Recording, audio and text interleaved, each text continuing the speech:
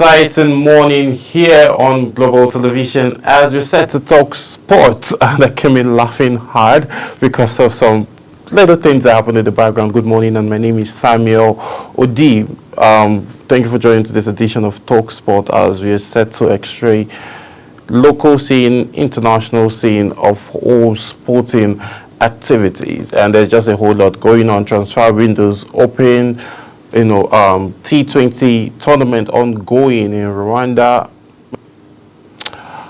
Basketball City League ongoing, still season 5, that's Basketball African League games ongoing still in South Africa. The playoffs is ongoing in South Africa, Pretoria, as Rivers Hoopers, the sole representatives of Nigeria, got kicked out of the competition after being defeated 104-73. And also we saw Senegal yesterday defeating the Three Lions, talking about England, 3-1. And history have it that Senegal is the first black nation to defeat the Three Lions. This is based on friendly matches, not on a higher level of world class competitions like World Cup and other league games that would, bring these two different continents together to play. So we'll be having all of those conversations. So we're talking about transfer windows. Also, World Club Games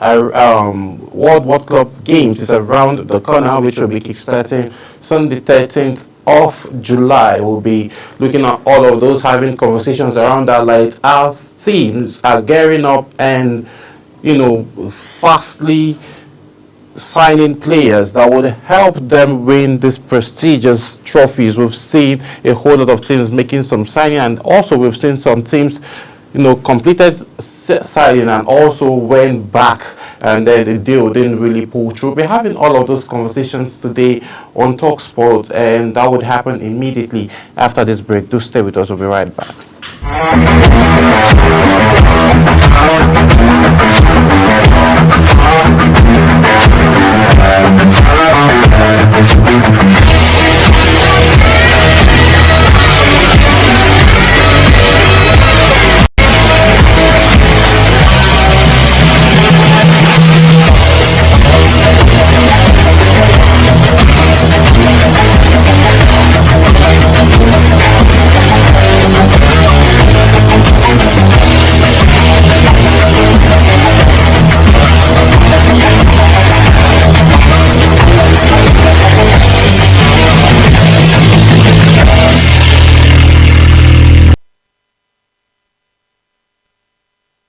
Yes, many thanks for staying with us. If you're just joining, this is Talk Sport, and we are set to get into today's conversation, starting from cricket, and also starting obviously from cricket.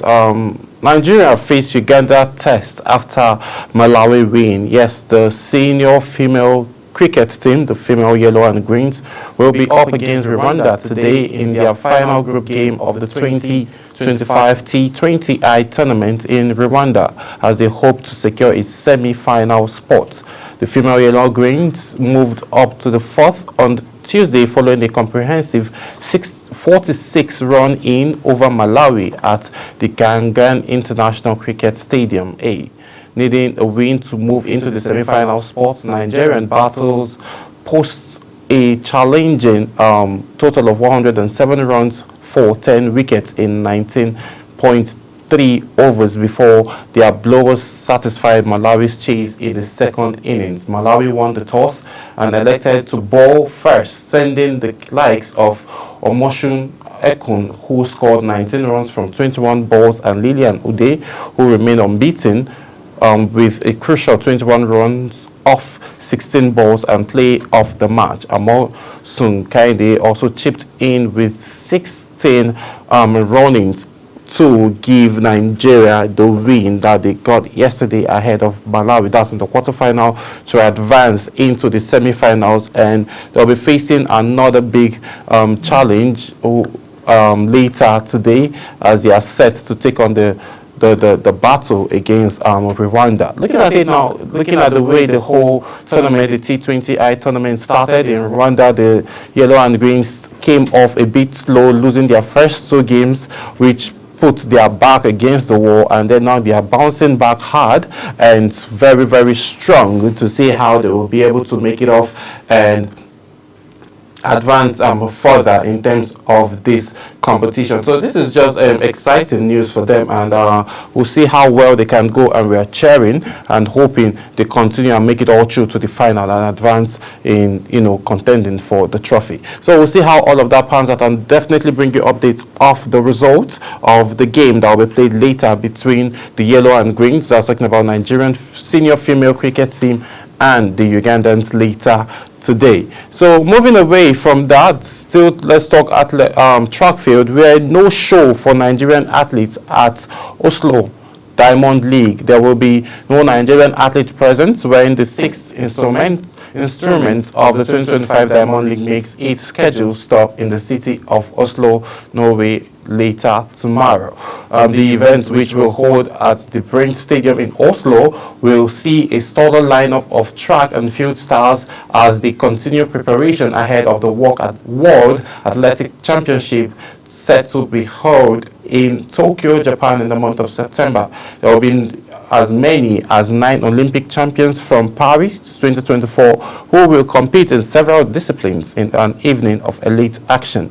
Nigerian's queen of hurdles, Tobi Amusan, will be a notable absentee, as the women's 100 meters hurdle is not included amongst the lineup of disciplines in Oslo, same as Chukwuebuka Ikechikwere, who will not be present at the men's shot put event, will not be conducted in the Barents Games. Amusan recently found joy during her fourth stop of the Diamond League in Rabat, Morocco, where she stormed into victory in her favored 100 meters whistle, settling a new meet record and a season's best time of 12.45 seconds ahead of the Dutch woman Nadia Versa and Pai Swanzicka of Poland, who finished second and third respectively. Ikechikwere also featured at the Rabat leg of the Diamond League, finishing seventh with a throw of 21.38 meters, and he took part in the fifth instrument held in Rome,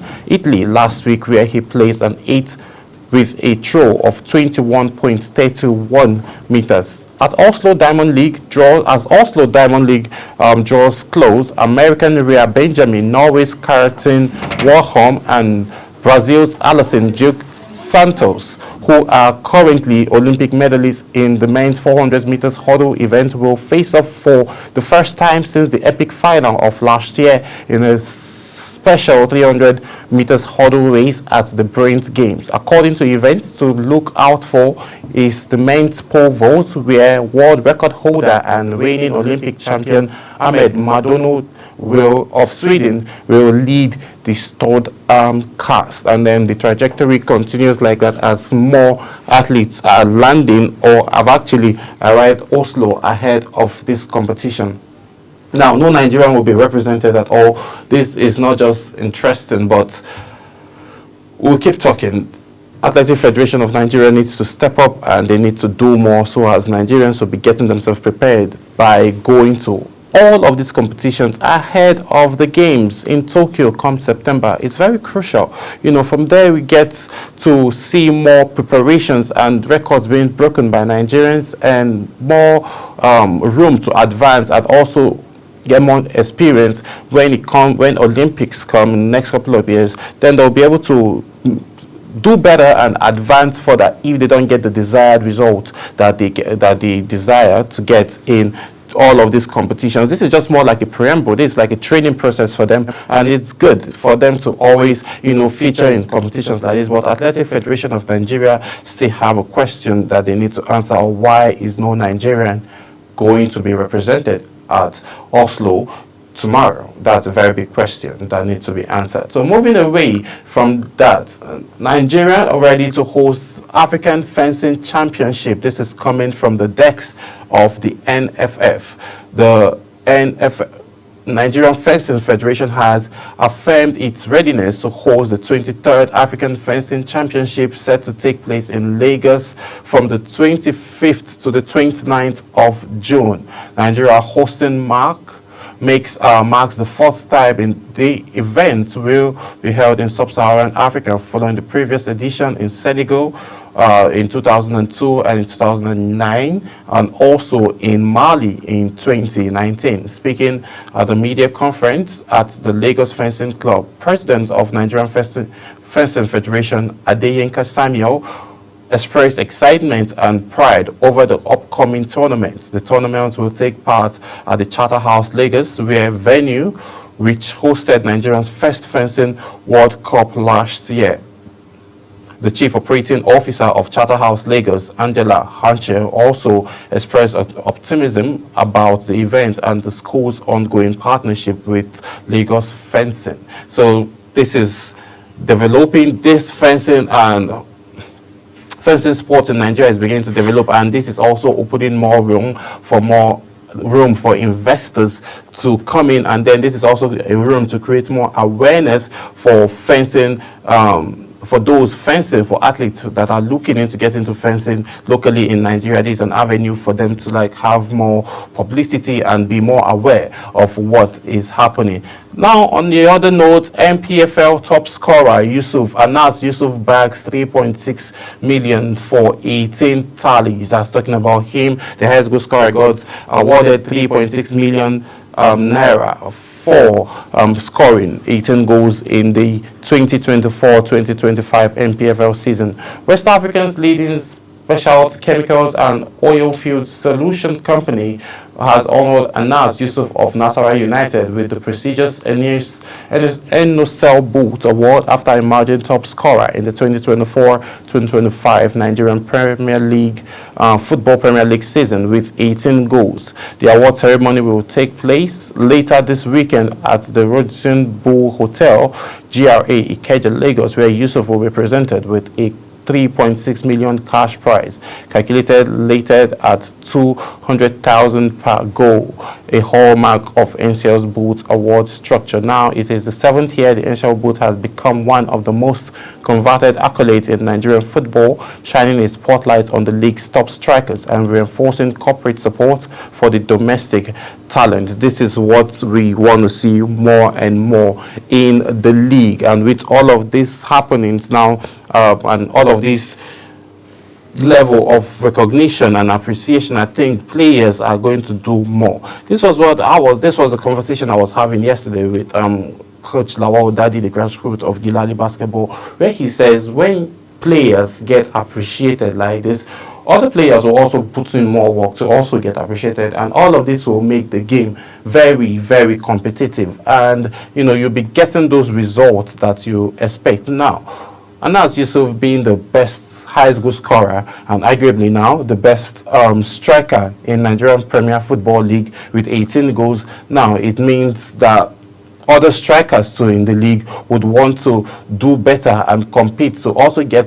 a 3.6 million or higher, since a goal is being calculated at 200,000 Nigerian naira. So on that note, you see we are expecting to see high level of competition, and also as the NFF have also called on clubs to get them teams ready and stadiums ready with floodlights and proper grassing system, so as next season's 2025-2026 MPFL season would be impressive, and also tackling the home and away controversies that always happen between players and fans. So moving away from that, Flying Eagles head coach vows to improve attack, which was one of the major challenges they faced during the just concluded Under 20 African that was held in Egypt. Flying Eagles coach Aliyu Zubairu has promised to resolve the team's attacking deficiency ahead of this year's FIFA Under 20 World Cup, which will be held in Chile from September the 27th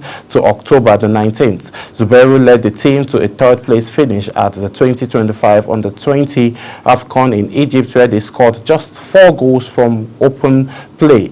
The highest scoring game was during a 2-2 draw against Kenya.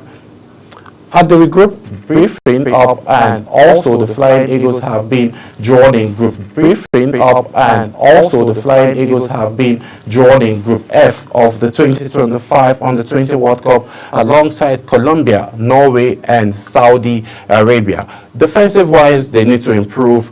Attacking-wise, they also need to improve. So looking at this angle now, they scored goals, a couple of goals, but they couldn't defend it. And again, they had, before they were able to even score, talking about the Flying Eagles now, before they were able to score, but the finishing was a problem, which led to what Aliou Zubairu says, that he's going to overhaul the whole team and then bring in fresh guys, which I and some other, presenters and all hosts have kicked against. And also we've seen likes of public affairs and also sport analysts, football analysts have tackled and said, nah, it's not going to work out that way. Have a few of these players, bring in some fresh legs ahead of the competition. Now the experience and the chemistry needs to be there. Preparation obviously are ongoing ahead of the September competition. Now we would see what or who will be introduced into the Under-20 and what Zubairu will be doing differently for us not to have the same mistakes that we did have.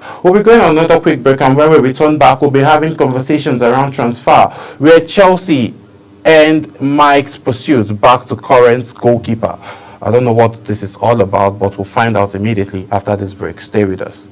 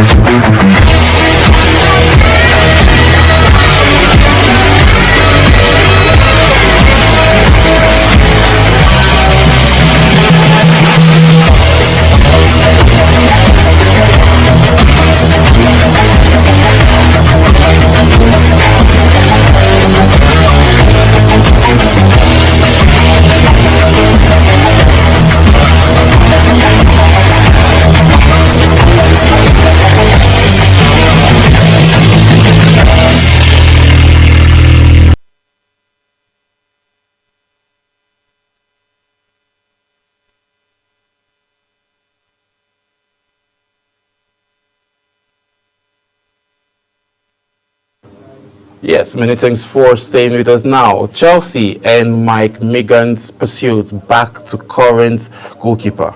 Really? Okay. Chelsea Football Club has reportedly pulled out of the negotiations to sign AC Milan goalkeeper Mike Michigan, with the deal collapsing over a violation dispute. The Premier League side on Tuesday were unwilling, talking about Chelsea now, to meet Milan's asking price, which reportedly include a premium tied to the upcoming World Cup. Now, the breakdown in talks means that Chelsea will not secure the French international signature ahead of the global tournament. Instead, the club is placing its faith in the current goalkeeping roster. Romano noted that Chelsea maintained full trust in Povic, Sanchez, Graves, and the talent Mike Pender for the goalkeeping role. So now, these guys added more money. AC Milan added more money to the price on Mike because of ahead of the Club World Cup. Yes, Chelsea, we are having defensive errors, we're having goalkeeping errors, mostly goalkeeping errors, and also we don't have a very clinical midfielder who, it's more like a De Bruyne, if you know what I mean, who creates those kind of passes. Now, finally, obviously from the midfield, you're going to advance to the attack, where we're having issues still. Coaching staff, will get into that later. But now, AC Milan, what's all of this with this money? The deal was almost done. At least we're celebrating. A couple of Chelsea fans were celebrating that finally Chelsea is making a move to sign someone ahead of the Club World Cup that we played, kick-starting on the 13th of July. So looking at all of this now, the deal is not working. Chelsea are saying that why it's not working, why they can't pay more, it's because of the fact that they are putting it as a tag, as a tax, a World Club tax.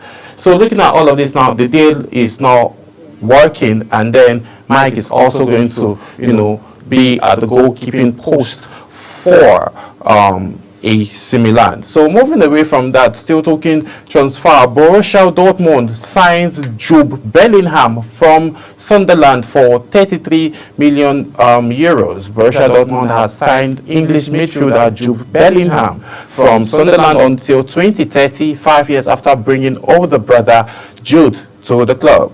Dortmund announced the signing on Tuesday, the final day of the Club World Cup transfer window, which it closed yesterday. The England under-21 international put pen to paper on a 5-year deal with the 8-time German champions on Tuesday morning, Dortmund said in a statement. Dortmund reportedly paid a fee of around 33 million euros, that's $37 million, with 5-year euros in additional bonuses to secure the midfielder services, the most the club has paid up front for a player. Of course, the quality they are getting is something very, very big. So it's okay. There's a question now, which is ironic. Do Dortmund have a thing with the Bellingham families? Because Jude Bellingham was in Dortmund, then from there he moved all the way to Real Madrid, where he's doing amazingly well, and then still his younger brother, 5 years down the line, coming back again to Borussia Dortmund signing him again, for another reasonable period. The same trajectory that happened between Jude Bellingham and Dortmund is also the same thing happening with Jude Bellingham. So looking at it now, I think there's a thing that is ongoing between this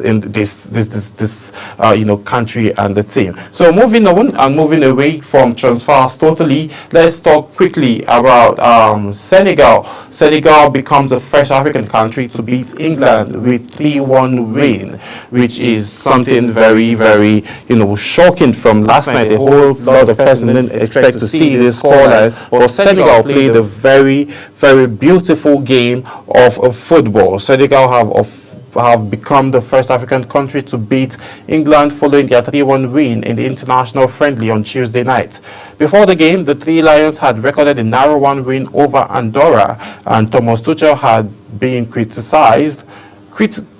critical for his team's performance and demanded better against Tangerine Lions. The hosts took the lead early through campaign. Captain's Hurricanes strike, but the Senegalese fought back to dominate the match played at the City ground. Ismaila Sarr made it 1-1 before Derby Dare busted through to give the West Africans the lead. England were sluggish about taking a free kick, and it led to a counter-attack which saw Chiki Saliba put the game out of reach. This is also